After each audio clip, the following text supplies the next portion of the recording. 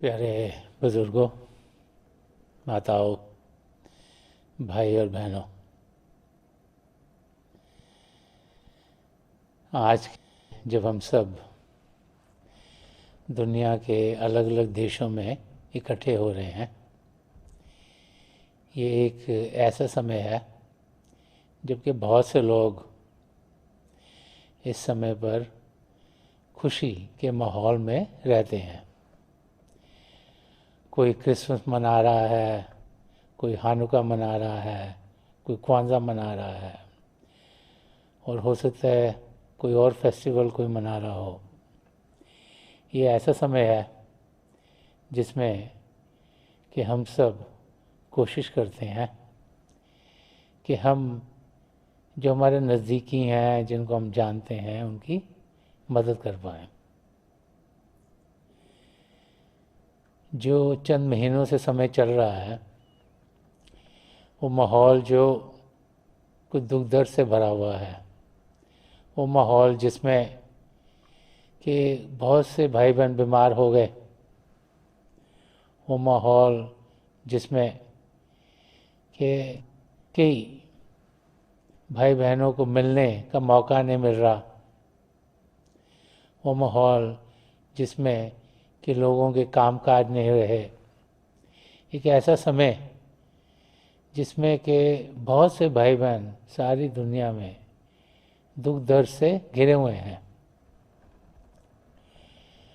और जब ये समय जो कि साल के आखिर का समय होता है, जिसमें कि जिस हॉलीडे सीज़न कहा जाता है, जिसमें बच्चों को भी छुट्टियां होती हैं, और ये समय है जबकि सब खुशी के माहौल में रहना चाहते हैं।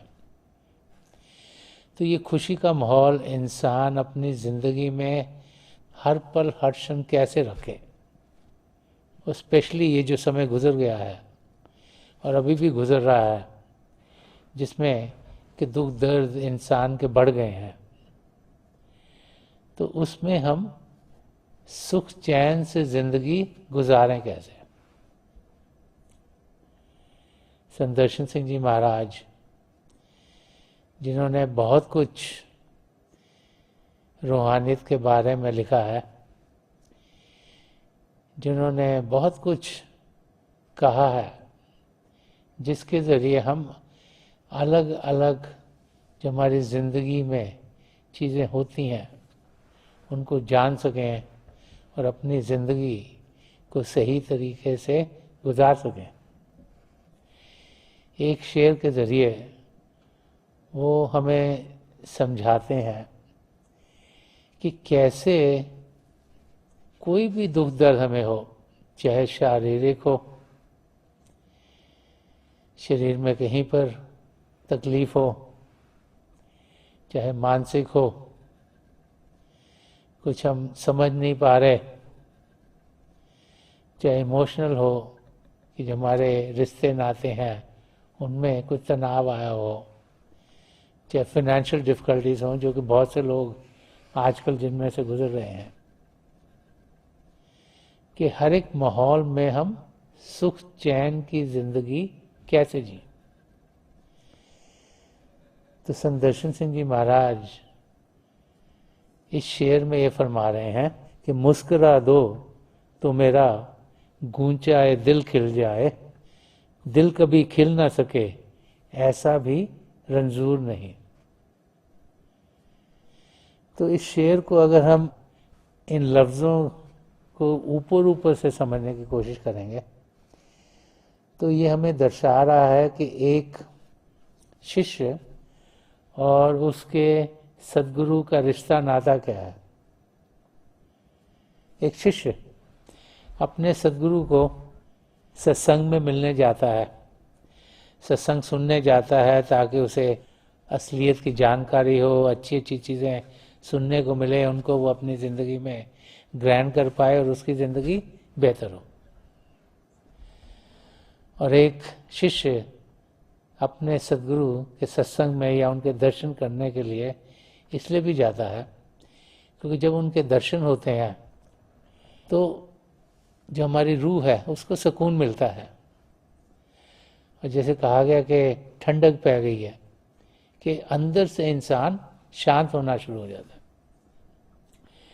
तो अगर इसको हम बाहरी रूप से जो लफ्ज़ हैं उनको समझने की कोशिश करेंगे, तो संत दर्शन सिंह जी महाराज इस शेर के ज़रिए हमें समझा रहे हैं कि मुस्कुरा दो तो मेरा गूंचाए दिल खिल जाए।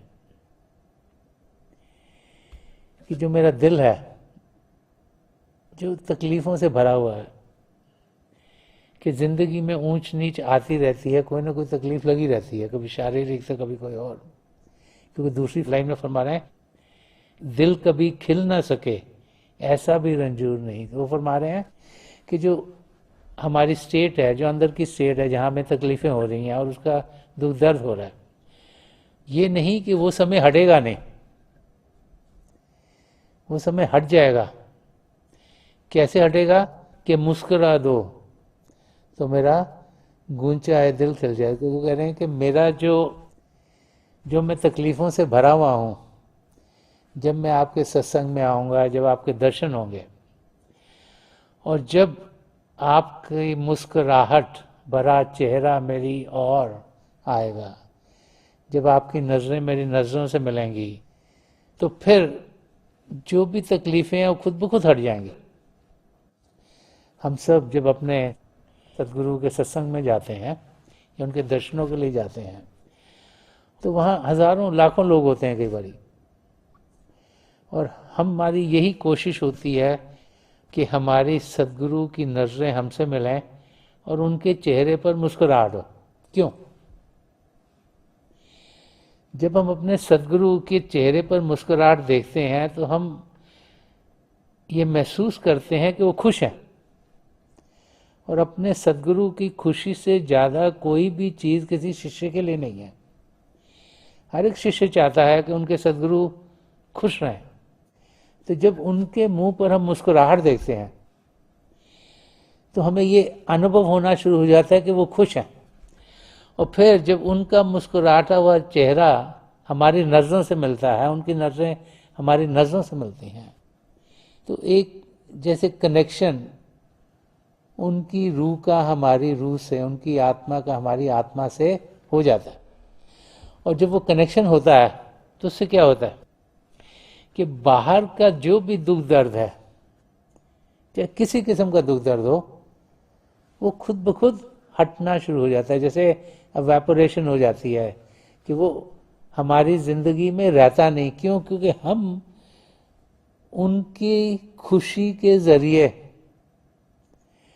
उनकी नज़रों से जो प्रभु के प्रेम की किरणें हमारी ओर आते हैं, उनको जब हम जश्न करते हैं अपने अंदर, तो हम इतने खुशी के माहौल में पहुंच जाते हैं कि कोई तकलीफ नहीं रहती।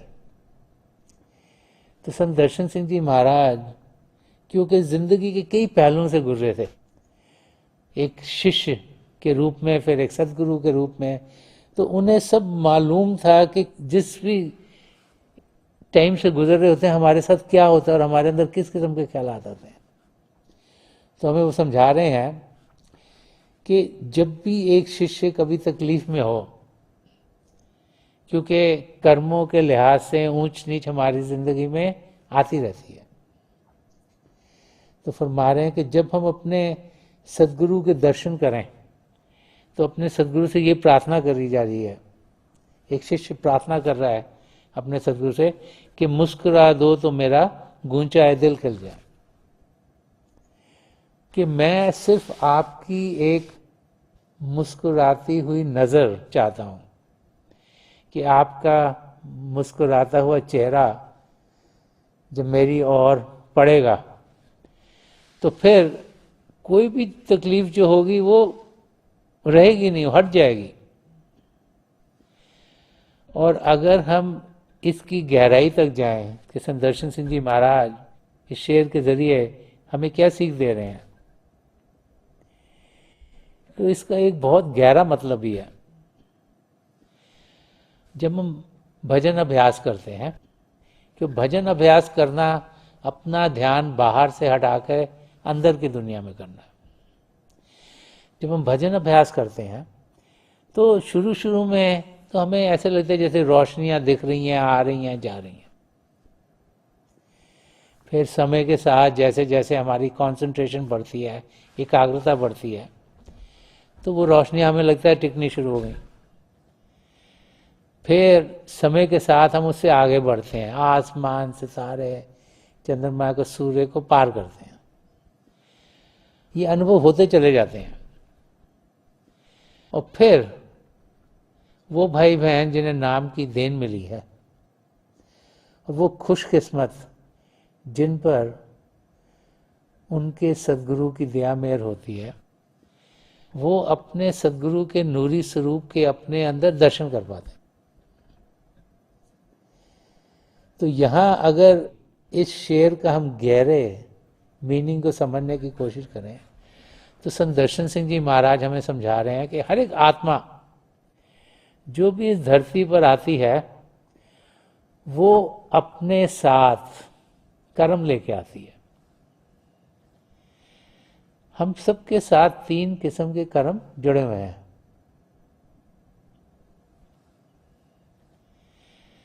जब से हम प्रभु से अलग हुए और जब से हमारी आत्मा किसी मानव चोले में आई, हमने सोचा, हमने बोला, हमने कार्य किया। हर एक सोच, हर एक बोल, हर एक कार्य से कर्म बनते हैं। एक लाइफ टाइम से दूसरी लाइफ टाइम में गए, वो कर्म बढ़ते चले गए और बढ़ते चले गए और बढ़ते चले गए, इकट्ठे होते चले गए। तो जब से हमारी आत्मा प्रभु से अलग हुई और अलग अलग मानव चोलों में आती रही, उसके कर्म बढ़ते चले गए। कि जो इकट्ठे हो गए सारे कर्म, इनको संचित कर्म कहा जाता है। इनमें से कुछ कर्म लिए जाते हैं जो कि हम इस जिंदगी में, ये जो अब हमें मानव चोला मिला है, इसमें जब हम जीते हैं तो कोई कर्म संचित कर्मों में से उठाए जाते हैं जो हमने इस जिंदगी में झेलने हैं, जिन्हें कोई प्रारब्ध कर्म कहता है, कोई प्रलब्ध कर्म कहता है, एक ही चीज़ है। ये कर्म वो हैं जो हम इस जिंदगी में झेलेंगे, और इसी करके कई ऊंच नीच जिंदगी में आती रहती है। कभी इंसान बीमार हो जाता है, जब हमने कुछ गलती नहीं की, हम बड़ा अपने आप को केयरफुली रख रहे हैं, लेकिन फिर भी बीमार हो जाते हैं। कई बारी हम सब चीज़ें ठीक कर रहे हैं लेकिन हमारी नौकरी छूट जाती है। कभी हमारा बिजनेस ठीक चल रहा होता है, एकदम से उसमें तकलीफ आ जाती है जो हमारी समझ के दायरे से बाहर है। जो हमारे प्रलब्ध कर्म है वो हमने इस जिंदगी में झेलने हैं। इनमें अच्छे कर्म भी होंगे, बुरे कर्म भी होंगे। कोई समय ऐसा आएगा जो हमें लगेगा बड़ा खुशी का समय है, कोई समय ऐसा आएगा जिसमें हमें लगेगा तकलीफें ही तकलीफें हैं। तो ज़्यादातर जो खुशी का समय है उसको इंसान जल्दी से भूल जाता है और लगता है कि खुशी का समय तो बड़ा छोटा सा था, लेकिन वो जो तकलीफ़ों का समय आता है वो लगता है कि बड़ा लंबा है। तो संत दर्शन सिंह जी महाराज हमें समझा रहे हैं कि संचित कर्म एक, प्रलब्ध कर्म दूसरे, तीसरे हिस्सा जो कर्मों का है तो क्रियामान कर्म कहा गया है। ये वो कर्म है जो कि हम रोज़ाना करते हैं। रोज़ाना हम सोचते हैं, रोज़ाना बोलते हैं, रोज़ाना कार्य करते हैं, और ये कर्म क्रियामान कर्म बनते चले जाते हैं। और यही जैसे इकट्ठे होते हैं तो यही मिलके फिर संचित कर्मों में मिल जाएंगे। तो संत दर्शन सिंह जी महाराज समझा रहे हैं कि जब तकलीफ के समय से इंसान गुजर रहा होता है तो वो सुख चैन की जिंदगी कैसे पाए। जिस दुनिया में हम जी रहे हैं माया की दुनिया है, यहाँ हम कर्मों को काटने के लिए आते हैं। सुख चैन की दुनिया हमारे भीतर है। सुख चैन की जिंदगी का अनुभव पाने के लिए हम अपना ध्यान बाहर की दुनिया से हटाकर अंदर की दुनिया में करते हैं। और जब अंदर की दुनिया में ध्यान करेंगे तो वो रोशन दुनिया है, वो जागृत दुनिया है, प्रभु के प्रेम से भरपूर है, वहाँ शांति शांति है। तो हम अपने अंदर जो प्रभु की सत्ता चल रही है, जो प्रभु का शब्द चल रहा है, उसके साथ जुड़ सकते हैं। और जब उसके साथ जुड़ते हैं तो हम इस शरीर से ऊपर उठ पाते हैं और रूहानी मंडलों में जाने के लायक हो जाते हैं। तो संत दर्शन सिंह जी महाराज हमें इस शेर के जरिए ये समझा रहे हैं कि कोई भी तकलीफ हो उससे घबराने की जरूरत नहीं। कि जैसे फरमा रहे हैं कि दिल कभी खिल ना सके ऐसा भी रंजूर नहीं। कि ये नहीं कि खुशियां आएंगी नहीं, ये नहीं कि तकलीफों के पहाड़ में हम डूब जाएंगे, कि हम उनसे निकल जाएंगे। ये नहीं कि जो भी कर्म हमने काटने हैं उनमें हम डूबे रहेंगे और कभी निकल नहीं पाएंगे। निकलेंगे कैसे? कि मुस्कुरा दो तो मेरा गूंचा है दिल खिल जाए। कि हम जब रोशनियां, आसमान, सितारे, चंद्रमा, सूर्य को पार करेंगे तो अपने सदगुरु का मुस्कुराते हुए चेहरे का अनुभव करेंगे। उनके नूरी स्वरूप के दर्शन करेंगे। वो स्वरूप जो रोशनी से भरपूर है, उसे ही मुस्कुराता हुआ चेहरा कहा गया। कि जब हम उनके चेहरे, उनके जो स्वरूप है, जो नूरी स्वरूप है, उसका अपने अंदर दर्शन करेंगे तो क्या होगा? वो हमें अपने साथ इस माया की दुनिया से ऊपर ले जाएंगे और अंदर के मंडलों में हमारी आत्मा की उड़ान कराएंगे। जब तक उनका साथ नहीं मिलेगा तब तक हम अंदर की दुनिया में जा नहीं पाते। तो अंदर की दुनिया में जाने के लिए ये बहुत ज़रूरी है कि हम अपने सद्गुरु के नूरी स्वरूप के दर्शन करें। कि वो हमारे सहायक होते हैं, हमारे मददगार होते हैं, अपने साथ अंदर की दुनिया में लेके जाते हैं। और तभी हम सुख चैन की जिंदगी को अनुभव कर पाते हैं। पिंड के आगे, आंड आंड के आगे ब्रह्मांड, उसके आगे पार ब्रह्म और फिर सचखंड का देश। इन सब में जाने के लिए पहले हमें अपने सदगुरु के नूरी स्वरूप के दर्शन करने हैं। तो इसलिए फरमा रहे हैं कि उनके नूरी स्वरूप के दर्शन जब होंगे तो कोई भी तकलीफ नहीं रहेगी। दिल खुशी से भरपूर होगा, आत्मा तंदुरुस्त होगी, शब्द के साथ जुड़ेगी और वो शब्द के साथ जुड़ते हुए जब अंदर की दुनिया में जाएगी जो और अंदर के नज़ारों का अनुभव करेगी तो उसकी सोच सही होगी। उसको समझ में आएगा कि मैं हूं कौन, मेरा पिता परमेश्वर से रिश्ता नाता क्या है। और जब ये समझ में आ गया कि मैं तो पिता परमेश्वर की संतान हूं, मुझ में और उनमें कोई फर्क नहीं, तो इंसान जिंदगी फिर एक नए नजरिए से जीता है। तो संत दर्शन सिंह जी महाराज हम समझा रहे हैं कि बाहर की कोई भी तकलीफ हो उसको तकलीफ नहीं समझना है। हमने जानना है कि हमारे अंदर सब कुछ है जो हमें सुख चैन की जिंदगी देगा। उस दुनिया में जाने के लिए हमें अपने सदगुरु के नूरी स्वरूप के दर्शन करने। और वो भाई बहन जो अपने सदगुरु के नूरी स्वरूप के दर्शन कर पाते हैं वो ही अंदर की खुशियों का अनुभव कर पाते हैं। अंदर की दुनिया बाहर की दुनिया से कहीं ज़्यादा गुना बड़ी है और उसमें जाने के लिए हमें मदद चाहिए। बाहर की दुनिया में एक जगह से दूसरी जगह जाने के लिए भी मदद इंसान को चाहिए होती है। अंदर की दुनिया तो बहुत कॉम्प्लिकेटेड है, इस करके उधर बहुत मदद चाहिए। इसीलिए एक पूर्ण महापुरुष की ज़रूरत है। उनके जब नूरी स्वरूप तक इंसान पहुंचता है तो फिर वो अपने साथ हमें अंदर की दुनिया में जो सबसे छोटा रास्ता है उसके ज़रिए अपनी मंजिल तक पहुंचा देते हैं। महापुरुष जब भी इस धरती पर आए हैं बार बार वो हमें समझाते चले आए हैं कि हम सब सुख चैन की जिंदगी जी सकते हैं। हम सब प्रभु की संतान हैं। अब जैसे एक बच्चा जब वो तकलीफ में होता है, जब वो अपने माँ बाप की गोद में जाके बैठता है उसकी तकलीफ दूर हो जाती है। जैसे बच्चा बाहर खेल रहा है, क्रिकेट खेल रहा है और बॉल लग गई है, बड़ा दर्द और रोना शुरू हो जाता है। जैसे ही वो अपने माँ बाप की गोद में आके बैठता है उसका दुख दर्द दूर हो जाता है। ऐसे ही हम लोग प्रभु से दूर भटक गए हैं। ये जो माया की दुनिया है इसमें कर्म बनाई जा रहे हैं, लेकिन जैसे ही हम प्रभु की गोद में पहुंचते हैं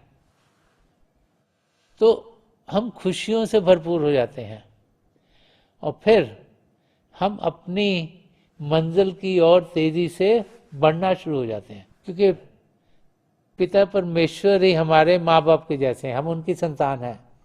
तो और जब हम आंखें बंद करते हैं, अंदर प्रभु के शब्द के साथ जुड़ते हैं, तो हम प्रभु के साथ जुड़ना शुरू हो जाते हैं। और इसीलिए यहाँ यही समझाया जा रहा है कि हम अंदर की दुनिया में बढ़ें, अपने अंदर हम वो अनुभव कर रहे हैं जो कि इस बाहर की दुनिया से आगे है। अपने अंदर हम वो अनुभव कर रहे हैं जो कि हमें सच्चाई की ओर लेके जा रहा है। ये जो बाहर की दुनिया, ये रिफ्लेक्शंस हैं अंदर की दुनिया की। तो जो अंदर की दुनिया है उसमें हमने जाना है, असलियत हमारे भीतर है। और जब हम भजन अभ्यास करेंगे तो हम अंदर की दुनिया में बढ़ सकते हैं। और संदर्शन सिंह जी महाराज हमें यही समझा रहे हैं कि हम अभ्यास करें, रोज़ाना करें, बाकायदे से करें, शरीर को शांत करें, मन को शांत करें, और हम अपने गुरु के नूरी स्वरूप तक पहुँचें। उसके बाद सारा काम उनका है, लेकिन उन तक पहुँचने का काम हमारा है। हमारे भीतर बैठे हुए हैं, लेकिन हमने उनकी ओर बढ़ना है। और जब हम बढ़ेंगे तो वो हमें अपनी मंजिल तक ज़रूर पहुंचा देंगे। तो थोड़ी देर के लिए हम सब अभ्यास के लिए बैठ जाएं। आप जहाँ भी बैठे आराम से बैठिएगा, अपनी आंखें बंद कर लीजिएगा। ये जो आंखों के डेले आईबॉल्स हैं सीधे सामने होने चाहिए। आंखें बंद करते ही वो भाई बहन जिन्हें नाम की देन मिली है आप सिमरन कीजिएगा। जो भाई बहन यहाँ नए हैं, आप पिता परमेश्वर के किसी भी जाति नाम का जाप कीजिएगा। जाप मन ही मन करना है, ऊंचा नहीं दोहराना। आपके सामने अंधेरे में आपको रोशनी के चिन्ह दिखेंगे, और जो दिखते है उसके बीच में ध्यान से देखिएगा। मेरी पिता परमेश्वर के चरण कमलों में जो पिछली सेंचुरी के महापुरुष हुए हैं, हजूर बाबा सावन सिंह जी महाराज, परम संत कृपाल सिंह जी महाराज और दयालपुर संदर्शन सिंह जी महाराज, उनके चरण कमलों में यही प्रार्थना है कि जो जो हम सबके लिए बेहतर है महापुरुष हमें दें, हमें सबके साथ जोड़ें और हमारे भीतर प्रभु के हमें दर्शन करवाएं। थोड़ी देर में मैं आपको इस बैठक से उठाऊंगा और मेरी शुभकामनाएं आप सबके साथ हैं।